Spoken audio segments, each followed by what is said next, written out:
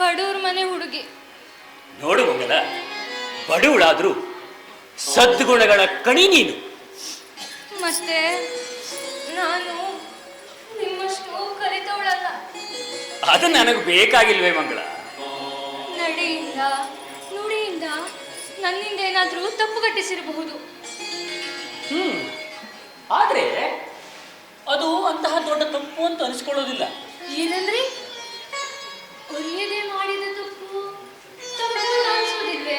ಮಂಗಲ, ಏನು ಗೊತ್ತಾ, ಅರಿಯದೆ ಮಾಡಿದ ತಪ್ಪು ಅಂದ್ರೆ ಕ್ಷಮೆಗೆ ಅರ್ಹವಾದ ತಪ್ಪು ಅಂತ ಅರ್ಥ.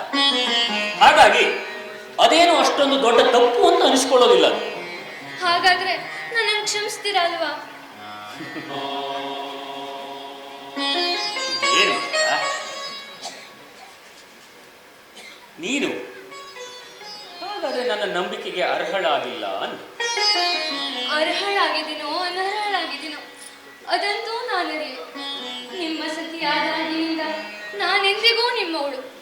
ನಿಮ್ಮ ಹೊರತು ನನಗೆ ಅನ್ಯ ದೇವರಿಲ್ಲ. ನೀವೇ ನನಗೆ ಸರ್ವಸ್ವ. ಹೌದಾ? ಸರಿ ಸರಿ, ಬಾ ಕುಳಿತುಕೊಳ್ಳಿ.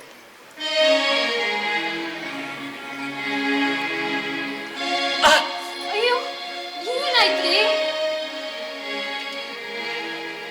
ಇಲ್ಲಿ ನೋಡು ಮಂಗಲ, ಹಾಸಿಗೆನಲ್ಲಿ ಮುಳ್ಳು.